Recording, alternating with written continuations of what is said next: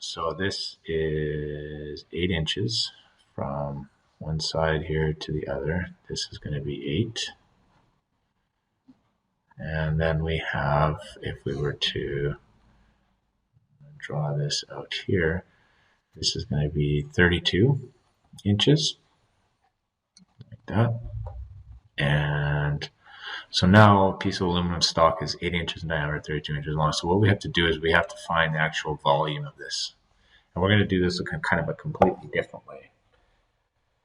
So the formula to find the volume of a cylinder is we have to find the surface area. So the volume to find this surface area here in square inches is, sorry, let me just erase that.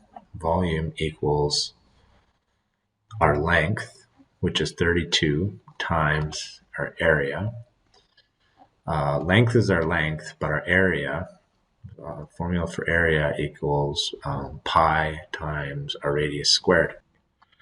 So if our length is 32 and we want to find pi r squared, we're going to go pi, and our radius is half of our diameter. So if we have a circle and we draw the middle of it from the center to the outside, from here to here, that's going to be our radius. All the way across the side of the circle is going to be our diameter. Okay, and that's where the symbol for diameter comes from, is like kind of if it measure across. So we're not looking for the diameter, we're looking for the radius. We're looking for half the diameter. So half of 8 is 4 squared. Okay, so first thing we want to do, order of operations, is square the radius. And so that's 4 times 4. Oops. So that's 16 times pi, which is 3.14, times 32.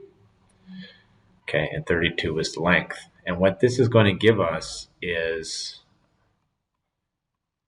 our number of inches cubed.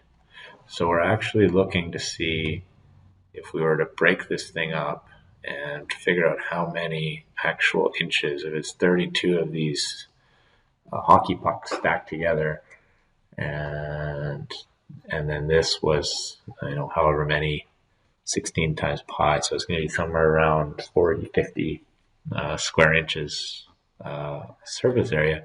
This surface area times the number of 1 inch discs is going to be how many cubic inches we have. So pull up our calculator. 3.14 times 16 equals 50.24. Okay, so we're looking at this and we're saying that this is 50.24 times 32. So if we take our calculator back again and we go 32 times 50.24, what we end up with is 1,607.68. Now that's 1,607.68 cubic inches.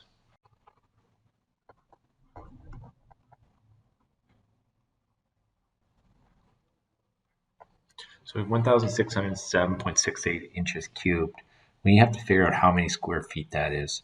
And there are 1,725 cubic inches in 1 cubic foot. So if we take our 1607 and divide it by this, we can get the number of cubic feet that we have. So that number divided by 1725 is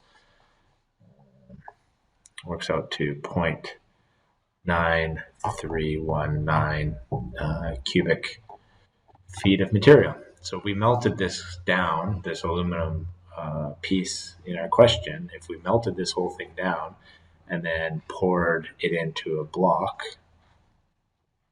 a square block, or we had one cubic foot mold that we could melt this aluminum down and it pour it into this mold, we're going to end up with 93% of this being filled up, this mold. So we have 0.9319 cubic feet of aluminum. So next step we have to do is find out how much aluminum it is for 1 cubic foot, and we have that in our rigging handbook on page 146.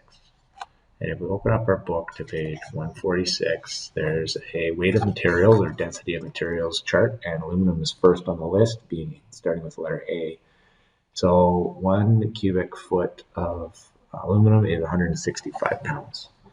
So if we take our weight there and times it by 165, we get an overall weight of 153 pounds.